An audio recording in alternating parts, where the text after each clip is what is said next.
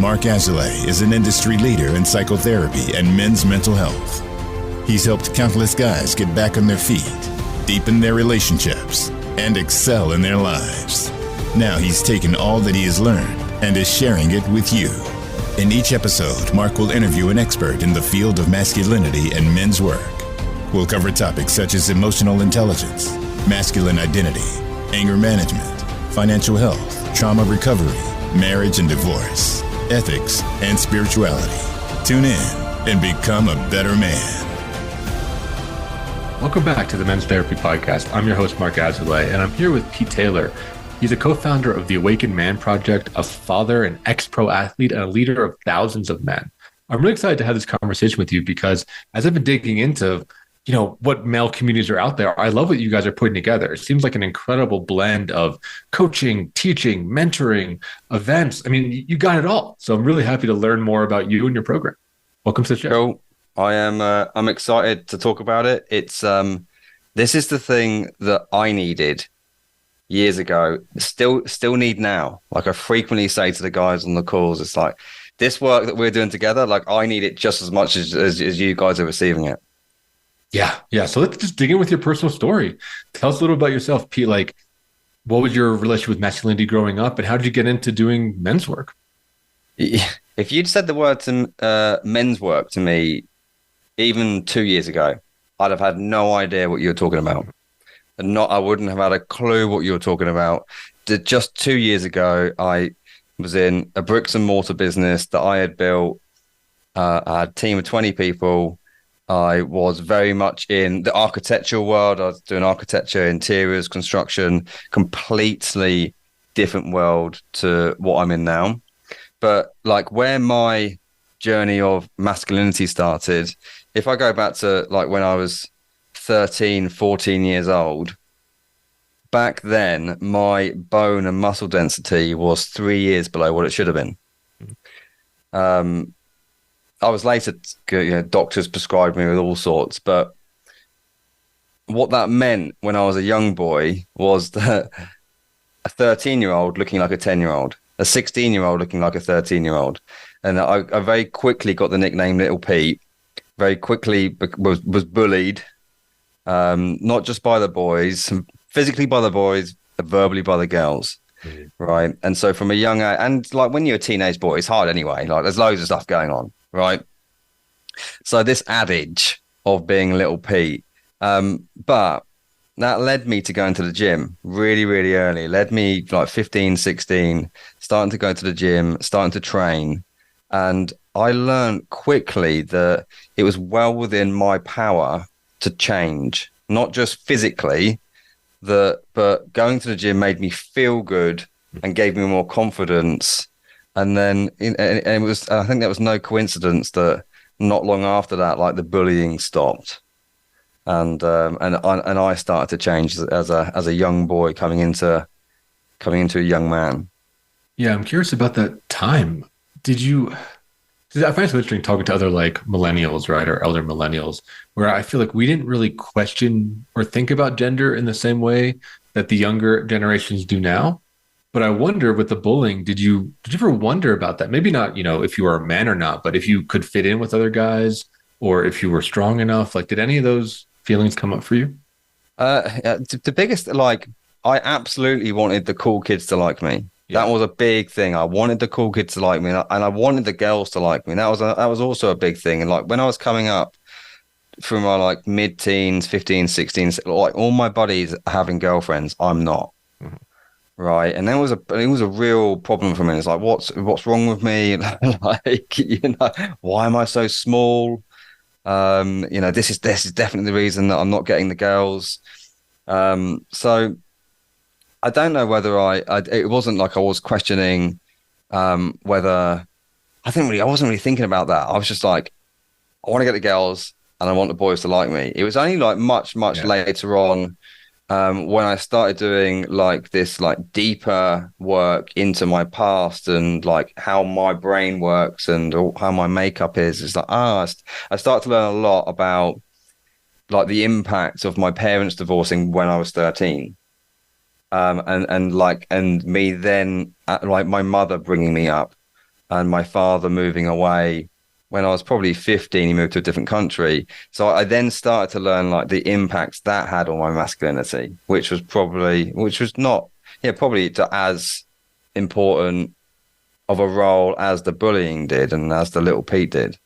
Oh, 100%, right? I mean, growing up with an absent father and going through that, you want to share a little bit more about what that divorce was like and how it impacted you? Yeah, the divorce. I literally I spoke about this a couple of weeks ago. I was over in Dubai and with a couple of friends, and we were talking about because I'm actually going through divorce now, right? And we're talking about me going through divorce, and the guy I was with, he was also had been through a divorce a couple of years ago, and we were talking about that, and I was like, do you know what? I can remember when I was 13 years old, I was standing at the top of the hallway in the house that my family used to live in, and my dad telling me that him and mum are getting divorced, and he cried. And it was the first time I'd seen my dad ever show really any emotion, let alone like real, like bawling tears. And I was I remember all the feelings. I can feel my goosebumps going up now. Like it was a real like pivotal moment, like in me starting to grow up as a very young boy. It's like seeing my dad, who was like he was like a very traditional man back then, right? And so seeing him like that was it shocked me. It absolutely shocked me.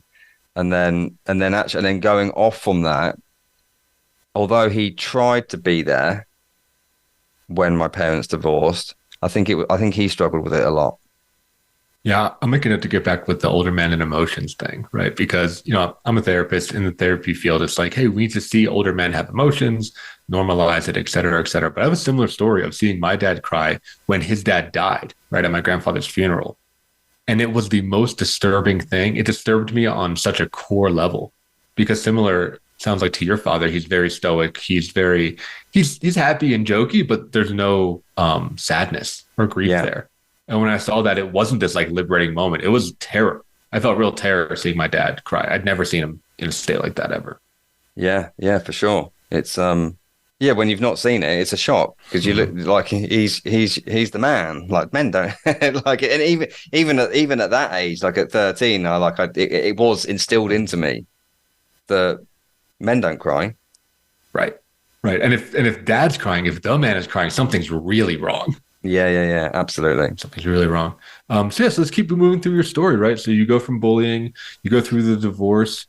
Where do you go from there? Yeah, so coming into my like later teens, I'm taking the gym really seriously.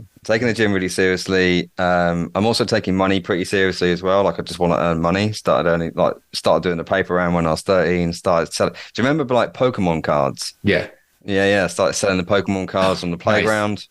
Nice. So like there was like I wanted to earn money, and I started work when I was 17. Got straight into the corporate world. They took me to university. I continued with the gym. I was I was becoming obsessed with that. I was trying every diet, trying every sort of routine.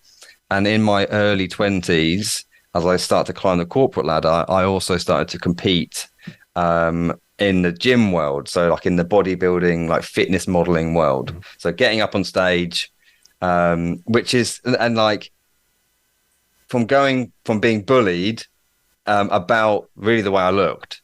Yeah. To going to be on stage. Now I look back at that now, I'm like, fucking hell, I had some balls, right? To be on stage, really to be judged on the way I look. That's the only way you win those competitions. You're being judged on the way you look. Mm-hmm. Yeah, down to like the finest detail, right? To like single muscle definition and all that. Absolutely. Yeah. It's all got to be symmetrical. It's like the way you present yourself on stage, the way you hold your confidence on stage, the way you move on stage. It requires an awful lot of confidence, and it requires an awful lot of discipline to be able to get yourself into that sort of physique, and an awful lot of sacrifice. So I continued that bodybuilding, sort of fitness modeling. It wasn't a career. It was a hobby. And in the end, I won a number of competitions, and I got my pro card, and I competed in the London O2 Arena and thousands of people. And that was a very interesting time for me because it taught me how to be disciplined. it taught me that if I really, really wanted, because I wanted to win, it's like if I really, really wanted something and I put my mind to it and I put everything into it, then I had a good chance of doing that. And then that discipline that I learned from really just all that sacrifice, just doing the hard shit I didn't want to do, getting up at 5 a.m. to go and train when it's raining and cold in England, right? And then having to go back to the gym in the evening to do the same, to train. And just like the religious eating, you're only eating your chicken and rice and potatoes and that's what the food was. So, but learning that taught me great skills and behavioral traits for then going off to build my business, which is then what I did in my late 20s. Yeah. I think about this idea of male initiation. Right. And I think you're talking about two of the main ways that guys do it, right? Is like fitness and business, right? Entrepreneurship. Yeah. It sounds like you really went hard on both, which is incredible. You know, this idea of, like you said, having to show up, practice discipline, push yourself, kind of get out of some of the more boyhood ideas like procrastination, right? Or laziness or, self-destructive behavior. It sounds like you really had to do that. Do you feel like you were initiated during that time? Like, was that your kind of boy to man transition? Kind of. I like my boy to man transition it probably was in my early 30s. Mm-hmm. There was never, I don't think there was ever really a defining like, I've crossed the border now. Like I've had that, like I've sacrificed the lamb. I don't think there was ever that defining moment. Like I absolutely do remember being in my early 30s and thinking I am fucking just still a boy in a man's body. There's still so many like boyish tendencies, and there was so much for me to learn. And being really honest, it was probably only a couple of years ago where I really made a big, like, impactful change, which was when. So just to backtrack a little bit to my very late 20s, I set up a business, and I set that up with a business partner, and we grew that business from living room to 3-story building in London, and we won loads of awards, and we had a big team, and we did really well. But I had a business breakdown. So on year 6, I had a fuck it moment, and I left my own business. I'd had enough, and now I look back at that, and now I can like assess how I acted, and like I had no boundaries. I didn't even know, like, we did architecture, right? So a boundary to me was a fence. Right, I didn't know what the word was. I just had no idea. Right, there was no signs of me showing any signs of like being assertive. Right, I had plenty of very strong like masculine traits in that I could work my fucking ass off, and I could work all hours, and I was very, very hungry, and I'd go out and it'd be like warrior-esque, very, very warrior. Right. But I was lacking many, many masculine traits at the same time. And, I had no idea how to have a hard conversation and how to maintain a hard conversation and to push through when I needed to push through. And ultimately that led to me leaving my own business. Right. Which was for the best, because it led to me setting up The Awakened Man. Because it was absolutely what I needed. I was in search for something, and I'd been in, like, my personal development journey started when I started going to the gym. I started reading books on like how to be confident, and then that was it. I was a bookworm, and I was a gym goer, and I was a personal development addict ever since then. So leaving, actually, the business breakdown helped me to step into being more of a man. And it also put me on a journey of finding like my own masculinity, which then led me to setting up The Awakened Man, because I couldn't find it. I couldn't find anywhere to teach me. Yeah. And so it's like, well, if I can't find it, I'm just going to create it, and I'm going to bring the experts in, and then I'm going to surround myself with other great guys. And then before we know it, we're 2 years in, and we've got thousands of guys that are in our communities. I love that. Yeah, it is painful how hard it is to find some of these places, and to find places where men can be open and honest and encourage each other to grow. So I'm happy you're out there doing that work. We're going to commercial break, but when we get back, I want to ask you a couple questions. one thing that you talked about was kind of this breakdown moment, right? And I'm really interested in if you think men need that. Like, do we need that rock bottom moment? Do we need to be motivated through pain, right? Or through our patterns being destroyed? Is that the catalyst that it takes for a guy to go to the next level? So we'll talk about that when we get back. If you're listening, hang on in there, and we'll see you on the other side of the commercial break.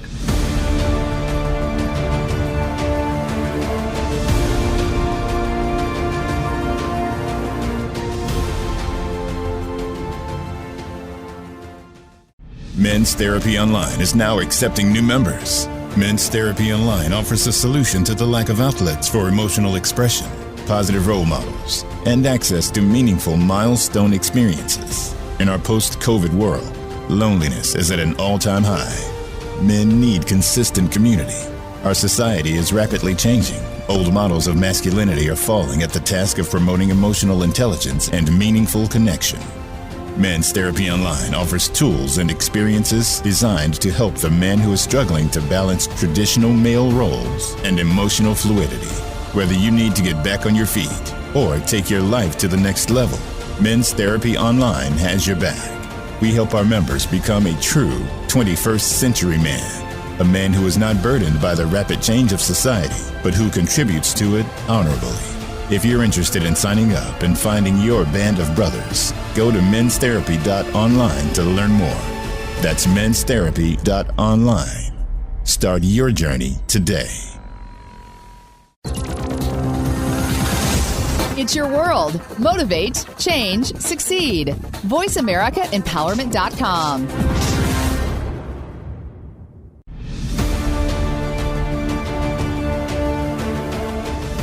You are listening to the Men's Therapy Podcast with Mark Azoulay.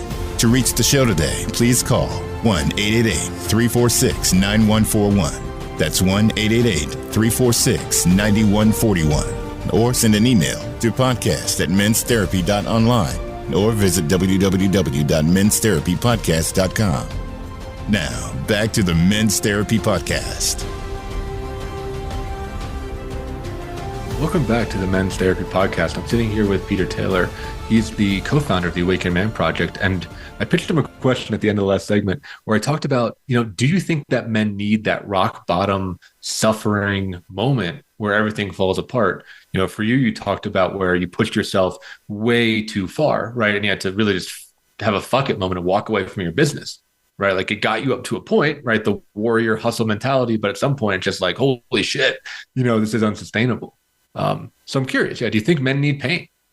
Yeah, 100%. I think it's sometimes it's a little bit sad that us guys sometimes need that fucking awful moment to turn our lives around. Mm-hmm. So in my mid-20s, I lost my best friend in a car accident. So he was 25. I was just about to turn 25.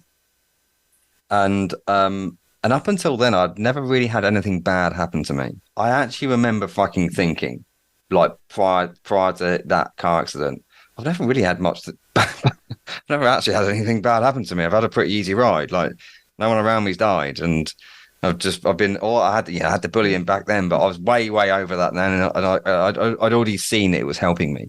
Mm. And when Danny died in a car accident, that fucking turned my world upside down. It was, we used to talk every day. It was one of those relationships every day. And back in the day, he was the cool kid. He was the guy that I really I admired. And then we became best friends. And then that was it. One day, done, boom. And of course, I went through an incredible amount of pain, incredible amount of trauma. And it was about probably 18 months after that when I started to pick myself back up that's when I started my business. Right, I had a fuck it moment in my corporate career, and I was like, oh, fuck this, I'm out, boom, done. Started the business. And then later on I had the same fuck it moment in my own business when I left my business because we had kind of a bit of a breakdown. Because I'd put myself through so much pain, but all this pain, and I can look back at Danny's death, and I'd love it if he was sat with me here now, but he's not. And I absolutely grew from that. Like, I absolutely became a better man from that. I agree. Like, I do think all men need pain. I think that men need to do hard shit. I think in today's society, men don't do enough hard shit, and it's very, very easy for guys just to fucking get away with it.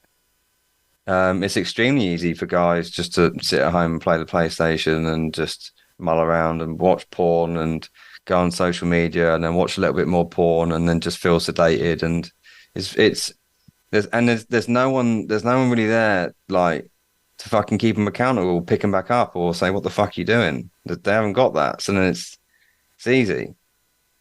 I agree. Yeah, there's like a big pull down into this kind of lethargy, depression thing that I see a lot of guys in, right? And they're lost. There's no male role models. There's really no reason in a lot of ways, right? Like a lot of guys, can get by, right? Whether it be because of our privilege or because of our families or because of, we can like live a mediocre life very easily.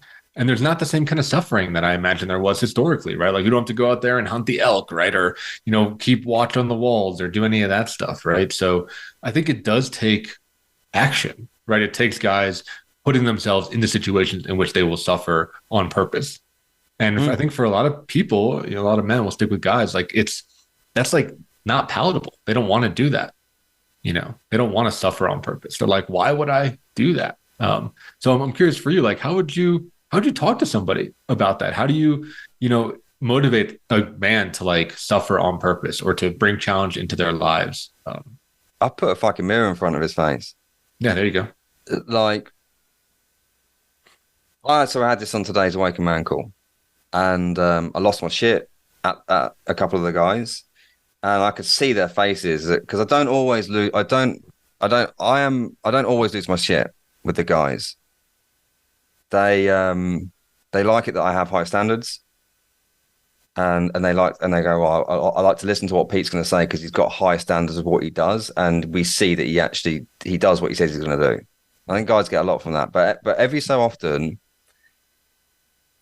I think guys need a kick up the arse. They need a punch in the gut, and then there's a bit too much of the let's talk openly, and we'll put an arm around you and give you a cuddle. I think there's absolutely a place for just like getting some shit off your chest. It's like let's just get some stuff off your chest. Now let's move forward. But if you're not moving forward, then I think it needs I'm just going to shine a mirror up at what's going on, and here's the reality of it, because no one else is telling you. No one else is telling you that you're fat and you look like shit, and you could do something about it because you've done something about it before, but you haven't done anything about it now. And you got kids, and you got a wife, and you're being lazy, right? So that's one thing. And then your business isn't performing. Why isn't your business performing? Because you're just not doing the actions you need to do. You're being lazy again. You're getting easily distracted by a phone. That you're looking on Instagram, and then you're looking on the highlight reel, because there's ladies on there, just constant ladies in their bikinis and their tops off and all this, and now you've got an urge in the middle of the day to go and jerk off, right? And because no one's around, you go and do it, right? And now you feel tired, and then you've just neglected all the stuff you need to do in your business, and then it repeats, and then you don't look after your health. And a lot of the time it's because they don't want to do hard stuff because it's easy not to do hard stuff. I get up at 4 a.m. It's hard. And I get up at that time because it's hard, and I like doing hard stuff. I can train earlier, and I can also get a good amount of work done. I go to bed earlier. I make sure I get my sleep. But it's so easy for a guy not to get up early. I'm not saying you need to get up at 4 a.m. It doesn't matter what time you get up, but it's very, very easy for a guy to say to himself, "Do you know what? I'm gonna get up at 6. I'm gonna get up an hour earlier than I normally do, and I'm gonna go and train. I'm gonna go and do something hard. I'm gonna go and move my body." And then when the time comes and the alarm goes off, and then you go, "I'll do it tomorrow. I'll snooze for 10 minutes. It's warm in bed." It's just the easy decision. It's so easy to make that decision not to ultimately step up into the discomfort and into the uncomfort, and you just stay safe. Mm. And I think this is the thing that a lot of guys don't get. I think a lot of guys get away with it because they think they're never going to die. They think they're invincible, and I think they got years and years and years left. It'd be all right. I'll do it next week. I'll do it next year. I'll sort myself out then. So they think they're never going to die. But I can tell you from my fucking experience, people die. Just like that. Just like my mate Danny did. They die. The next thing is, they think that no one's looking at them.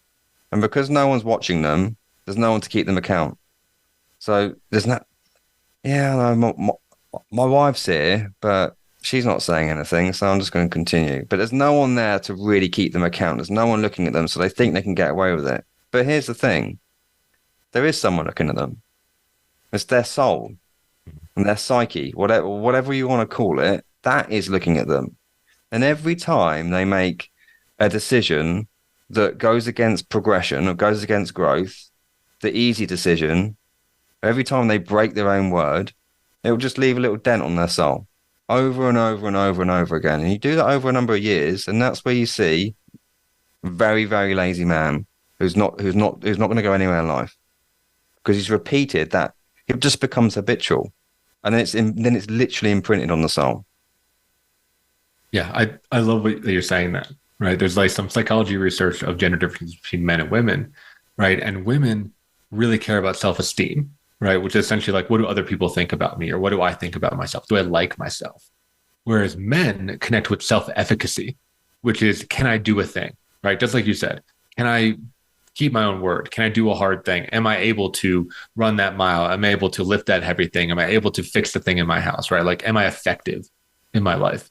And I see it just the same in my therapy practice, exactly what we were talking about, man, of like those ongoing broken promises to the self. My story, I'm sober. I was a drug addict for a while, right? That was kind of my rock bottom moment.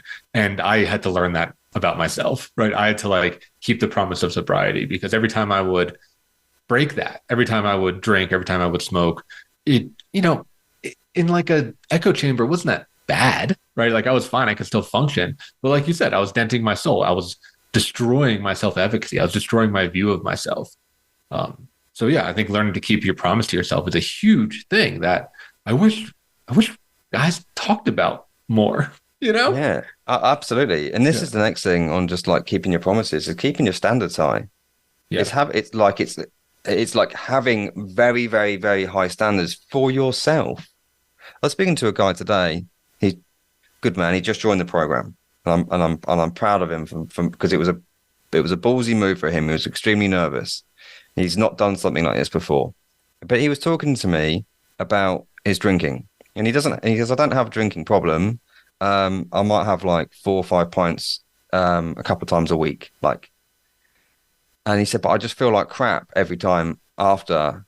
And he goes, I can have a pint, I'll be okay, but I'll have 3 more and I'll feel like crap the next day. And but prior to him telling me that, he told me that he put on a load of weight over the last 2 years, which he hadn't been able to get off, and his business wasn't doing as well as he wanted to do. It was just doing okay, and it had been ticking along for 2 years. And I was like, dude, like that, the alcohol is a vice. The alcohol is not serving you. Yeah, fine, go out and have a pint, but those extra 3, what's it doing to you? It's not doing you any favors for your health. And then you literally just said to me, your business has been ticking along for 2 years. Yet probably 2 days of the week, maybe 3 days of the week, you're not feeling on top form because you're feeling hungover. There's a problem, right? I was like, yeah, you might get an additional hour of laughter down the pub with the guys having an extra 3 pints. But is that hour of laughter worth than the sacrifice that you make and all the stuff that you're not getting? No, it's not. Right? So just cap it. Get rid of it. Hold your standard higher. Yeah. It's like you've got a daughter. It's like you've got a daughter and you've got a wife. They're looking at you. The daughter especially, she's very, very young. She's like a year old. I was like, dude, in a year's time, she'll be looking at everything that you're doing. She'll copy you. She won't care about what you say. She'll care about what you do. And that's the reality of it. Absolutely. Yeah. So that kind of dovetails the question I wanted to ask you, which is around like a level deeper of motivation, right? Like what gets guys going to that next level? You know, you talked about warrior during the first segment. And when I was in my warrior mode, I was like angry, right? Anger was the motivation, spite, proving people wrong, like acquiring power and resources, right? Which is effective. And I think guys have to go through that, right? No shame on doing that. I think we need to do that. But I'm curious, what is like the next fuel? Right, like kind of once you've established the beachhead and now you just want to get better, what keeps you going? What do you see keeps guys going? Yeah, I love angry emotion. Mhm. I think it's good for like interim. It's not sustainable long term. Right, it's like periods. the booster mode, right? Yeah. Like you can just boost forward with it. Really, if you are able to control the anger, anger is a fantastic emotion. Yeah. And the thing is, this is the next thing. Like guys will want motivation and go, I'm not motivated. I go like, I'm not motivated to get up. Oh, I'm not motivated to go and build the business. I'm not motivated to get up at 4 a.m. But I use discipline to do that. Like motivation it's finite. You know, it comes and goes. You can't rely on that shit. But what you can rely on is like your structures and your discipline to do the hard stuff when you don't want to do the hard stuff. So like, I would absolutely be having like structures, protocols around. Here's a routine. I'm going to do this, whether it's sunny, rainy, or there's a rainbow with a unicorn jumping over it. I'm still going to do it. Okay. And we can talk about purpose and passion. And we'll probably be here for quite some time talking about that. And I think that's hard to find. And I think you need to be able to find it. You have to go on a big journey and you have to do the work. You're not going to find purpose or passion sat on your sofa watching TV or sat in your bed. You have to, in my opinion, you've got route A and you've got route B. Route A is the safe route, the route that society wants you to take, or that maybe your parents want you to take, the safe route, get the corporate job or whatever that looks like. Route B is a scary route that you know sometimes you should probably take and you're scared to do it. I'd be taking route B because that's where you're likely going to find paths that are going to lead onto some form of purpose, some form of passion, and that will give you a further drive in life. Yeah, I like what you're saying, that discipline, that willpower kind of, and yeah, building atomic habits, right? Like habits and structures that will not fail. And that takes time, right? It takes time and creativity. So we're going to move to our next commercial break. When we get back, I want to have you speak direct to the listeners about how they might build discipline, how they might get that willpower in their life, how they might, hold themselves to a higher standard. So some real practical tips. So if you're listening, hang on in there. We'll see you on the other side of the commercial break.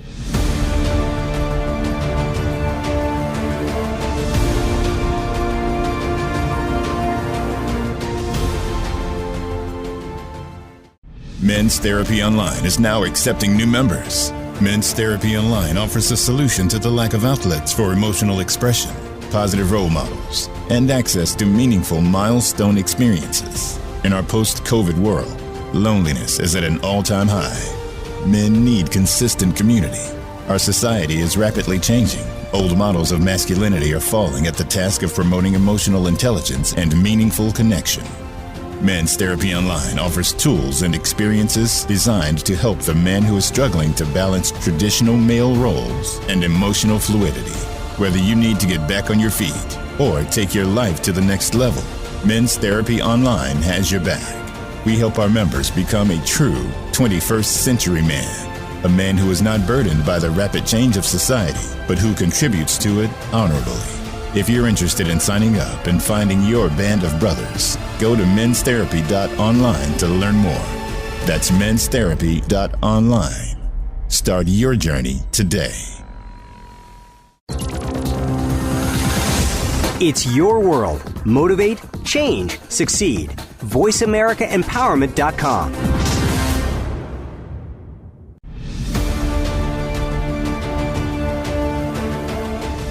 You are listening to the Men's Therapy Podcast with Mark Azoulay. To reach the show today, please call 1-888-346-9141. That's 1-888-346-9141. Or send an email to podcast@menstherapy.online or visit www.menstherapypodcast.com. Now, back to the Men's Therapy Podcast. Welcome to the final segment. In this segment, we talk directly to you, the listener, and present some tactical and strategic ways to do some of the stuff we've been discussing during this episode. So, Pete, I just want to give you the mic, talking about discipline and willpower and really how to kick your life to that next level. What would you recommend guys do, and where should they start? Yeah. Okay. First thing, let's start with awareness, right? So, and we'll talk about discipline. I think it's imperative that every man knows how to utilize discipline to its fullest capabilities. So these are the three types of discipline that I like to work with. Number one is structural discipline. These are your routines, your protocols, your habits. Number two is reactive discipline. This is how you react in any given moment. So in any given moment, there's a stimulus and a response. Okay, and in the middle of the stimulus and response, there is a gap where you can react. I like to respond. Okay, and the first like tactical part I'm going to give you here is if there are particular moments or scenarios in your life where you know that you react, you know that you get triggered or you react, there might be two or three that you can think of. Let's just work on them and them alone. Go, right, okay, I know that I get triggered in those moments. I know that I get angry or I get upset or I go quiet. I go into victim mode, whatever that looks like. So that all I want you to be is just be aware of when that happens. And then you can choose your response. Okay, so the next time it happens, choose your response. So that's reactive discipline. The third type of discipline is expansive discipline. Expansive discipline is the hardest to handle. This is the moment to moment, but being able to think bigger. Okay, it's being able to like have a big goal over in the future, but be able to bring that all the way back to now, and then moment to moment, when you react, you're able to think about and respond in a way that pushes you further forward towards your goal. Okay, so the three types of discipline. The easiest to master is the first one, structural. Okay. And the first thing I think about doing is how can we make your life harder? How can we put you through some pain? Like the pain will set you free. It absolutely will. So I'd absolutely be looking at how can I get up earlier? Just like, can I get up 30 minutes earlier? Can I get up an hour earlier? Can I get up an hour and a half earlier? Because when you do that, it's hard. And when it's cold, we want to do it when it's cold. We want to do it all year round, including the weekends. Okay, so the bedtime and the wake up time is exactly the same. When we get up, and then we go and do something productive first thing. I would suggest working out. All right, I'd suggest going to a gym or doing a home workout. Do some form of movement. Do something else hard, right? So then immediately, straight off the bat, you're doing two things that are difficult to do, but they are giving you more time, right, to go and do something productive, and B, it's elevating your state. Like I honestly don't believe there is anything else in this world that can elevate your state that's literally within your reach. There's nothing else other than working out, right? It releases so many great hormones and so on, and there's been loads and loads of science around how great training is for a man's mental health, right? So that's the first thing I do. The next thing I think about is your food. Follow a diet and track it. Get someone to figure out what your macros are and what you should be eating. And then like whether you want to lose weight or whether you want to gain some muscle, figure out what that is and then track it. Okay? And there's a reason behind this because it's hard. Right? So try and follow a clean diet and then track that diet. So hit your macros. It's difficult to do that, but it will teach you a skill set in learning what to eat and how to eat, and also teach you another skill set in being able to track and staying disciplined. And this is what I'm going to eat, right? And then when you reach for the cookie jar because you're feeling hungry, it's like, there's a moment. I can either choose a moment of weakness here, or I could be strong. What am I going to choose? And I can assure you that happens 10 times over the course of a day. and you don't give in to the weakness of the cookie jar or the whatever it is you're going to eat, the chocolate bar or the bit of pizza. You build strength. You build mental strength, and you do that over and over and over again. I'm telling you guys, in time, you fucking back yourself. You're like, I've been pretty good with this. I've been getting up early. I've been training religiously. Now I've been tracking my diet. I'm looking good. I'm feeling good. My wife is winking at me, right? This is, I feel good now. And I know that I can stick to something. I'm going to back myself now and doing something a little bit bigger. The next thing I would do, this is number 4, get rid of your vices. Whatever your vices are, whether that's substance abuse, whether that's drugs, whether that's alcohol, if there's a porn, it doesn't have to be an addiction, but if it's there, remove it. It does us no favors as men. Trust me.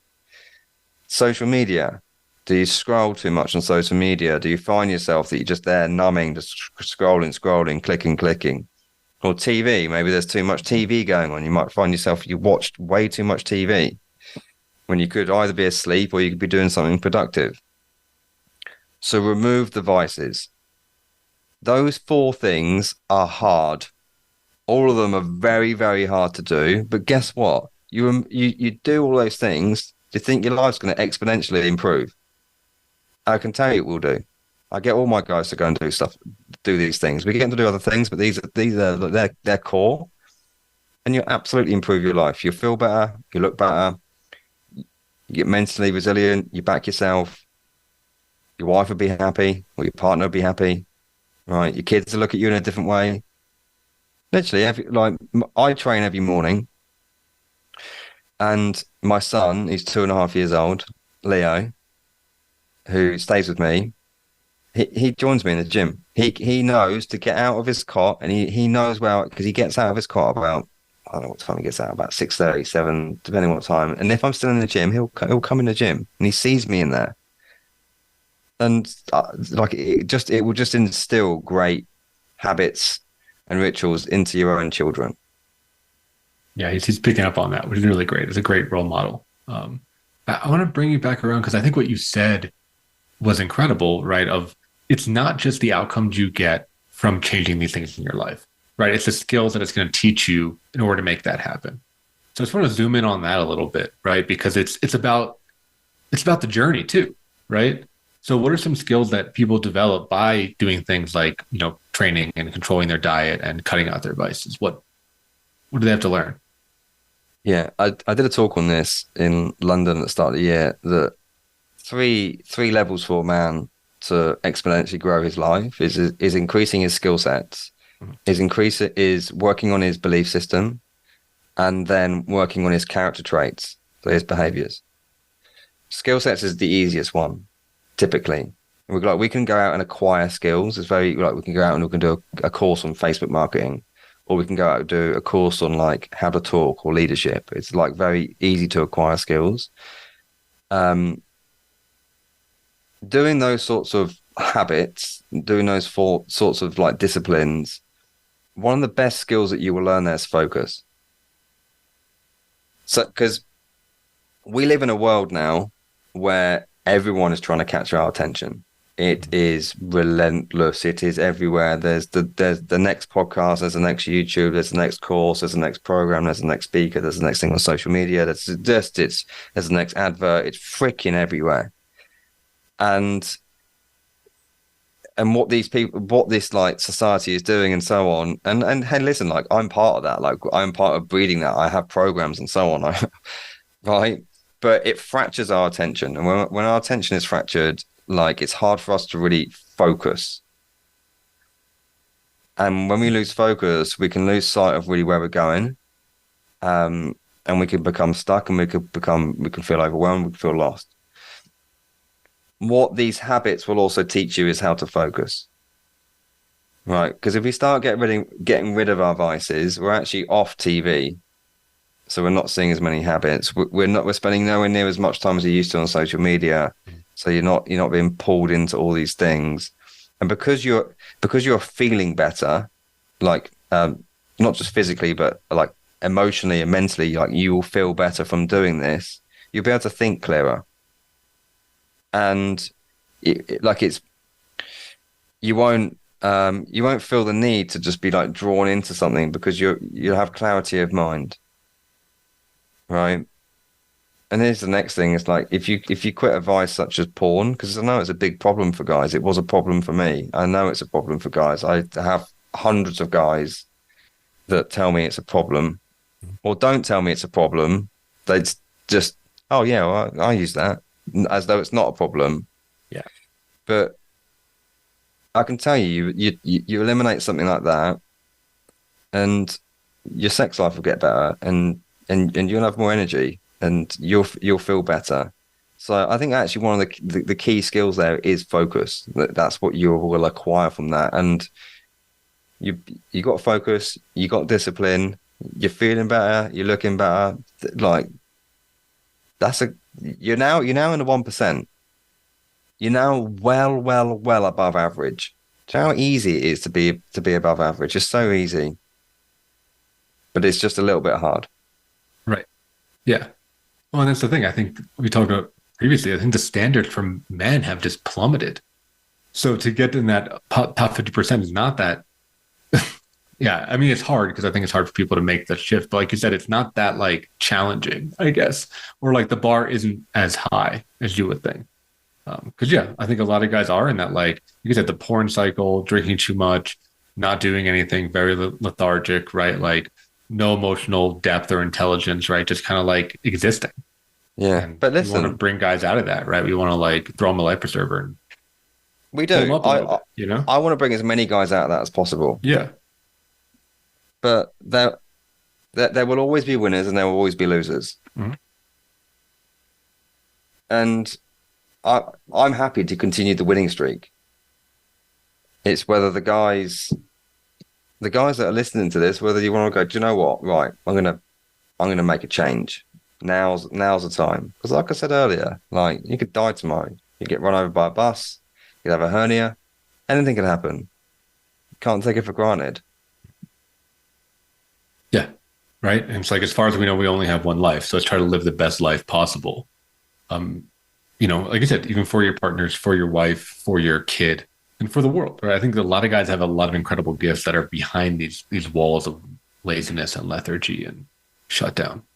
Yeah. One of the biggest things, one of my fears is getting to my deathbed and thinking, why did I not play that power move? Why did I not go full out? Mm. Why did I have that number of years where I knew I was playing at like 70% and I could have played at 100% or could have played at 90%? Like that's a huge fear. Right. I think why'd you hold yourself back? Right. Yeah, absolutely. Like I have to catch myself. Like even today, there was a moment today, and I'm like, oh, that's a freaking power move that is. I had to catch myself, and I'm like, well, Pete, if I don't make that move in a couple of years or 10 years, will I look back and go, you idiot, come on, man, just make the move. What's the worst that can happen? Just step up to the plate and do it. Just step up to the plate. Yeah. Well, on that note, we got to start to wrap up, but I'm curious, Pete, where can people learn more about you online? I am very active on Instagram. My handle is Pete_Taylor. I'm extremely active on there. The second place is heroicman.com. That's where we're at. That's actually our new website. We're just moving over to heroicman.com. Great. Yeah, check it out. Great programs. If you need that, like a little kick in your ass, featured guy. Yeah. With pleasure. So thanks again for joining me on the show. Listeners, thanks for tuning in. If you feel like a guy needs to hear this, share it, right? Send it to him. Listen to an hour. I think it could be really helpful to get a guy who's like stuck in a rut, listen to what Pete's saying and just kind of get his ass moving, for lack of a better term, So yeah, like it, do all that stuff, share it, and we'll see you next week. Another episode of the Men's Therapy Podcast. Thank you for joining your host, Mark Azoulay, on the Men's Therapy Podcast. Be sure to tune in again live next Friday at 2 p.m. Eastern Time and 11 a.m. Pacific Time on the Voice America Empowerment Channel and anywhere podcasts are found. To support the show, leave a review on your favorite podcast platform. For more information or to apply to be a guest, visit www.menstherapypodcast.com.